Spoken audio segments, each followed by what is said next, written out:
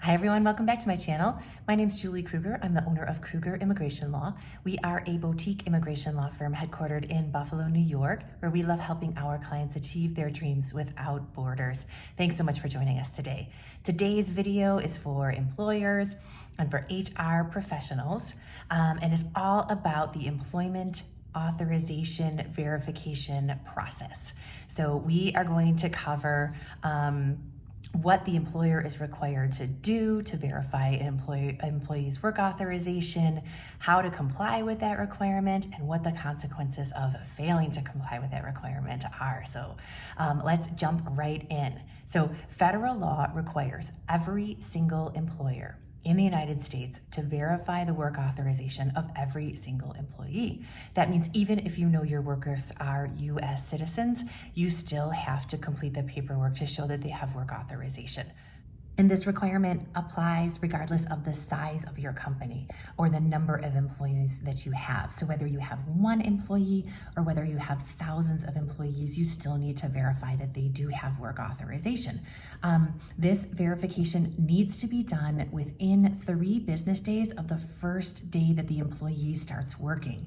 The best practice is just to do it on the first day that the employee is working, and that way if something goes wrong, you have 2 days to correct it and get it correct. So how do you comply with this requirement? So this requirement is done, complied with on the form I-9. And what the form I-9 is a 2-part form, and it's fairly short. The employee completes one part of the form, and the employer completes another part of the form, or an employer's representative, such as an HR professional. So on the first part of the form, the employee is going to list their name, their address, their social security number, their contact information, and then they're going to check one of the boxes, signing under the penalty of perjury, saying that they are authorized to work in the United States and how they are authorized. So either they are a United States citizen, they're a permanent resident, they have some kind of other work authorization, and then they're going to sign and date that form. And the next part of the form is done by the employer. So that part of the form, the employer is going to take some documents from the employee and examine them. And those documents have to be acceptable documents. The Department of Homeland Security publishes a list of what are acceptable documents for I-9 purposes. So the employer examines the employee's documents and verifies that they are work authorized, as they say that they are, and then lists on the second part of the form how that employee is authorized and what their documents show, which documents they examined. And then the employer signs the form. They list the date that the first day of the employee worked, the employer's name, the person's completing the form, their job title, and their company's information and contact information. So that is how to comply with the requirement. It's basically completing that form I-9. Now, once you've completed the form, it's really important that you keep that original form, not just a digital copy. So you keep the form. I always recommend that the employer make a copy of the documents that they examined of the employee that shows that they have work authorization.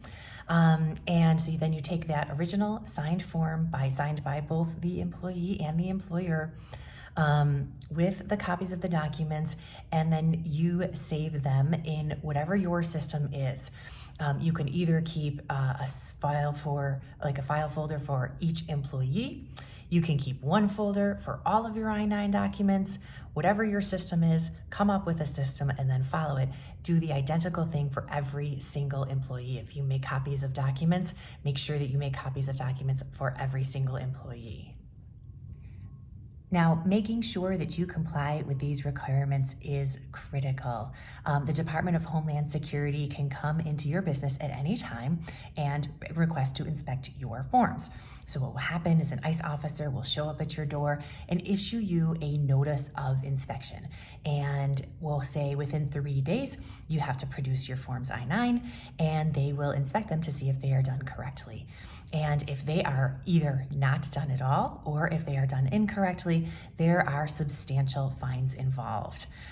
If you are found to have employed unauthorized workers that is who do not have employment authorization for whatever reason, there are huge fines and very serious consequences for that. So this is a really critical requirement to comply with. So here's the bottom line. Every employer in the United States is required to verify that every employee has work authorization.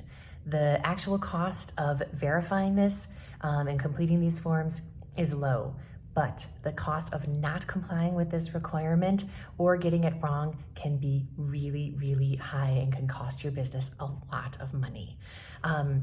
If this information is news to you, or you are concerned that your business is not complying with the requirements as necessary, give me a call. We can discuss what the requirements are. We can come in and do an I-9 audit of your business. Basically, we'll look at what are your systems currently. Have you completed the forms? We'll examine your actual forms that you've completed for the last 3 years, and then we're going to make recommendations for you for how to improve your processes, for how to complete these forms correctly.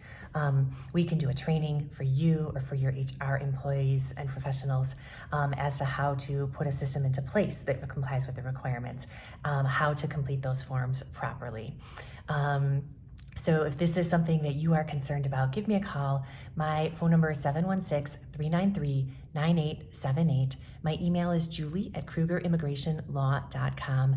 We'd be happy to discuss this with you. Thanks so much for joining us today. I hope you enjoyed this video. If you did, please subscribe to my channel. I post new videos every couple weeks and share information on immigration updates and information for people applying for immigration benefits and employers seeking to hire workers. You can always reach me at 716-393-9878. You can email me at julie@krugerimmigrationlaw.com.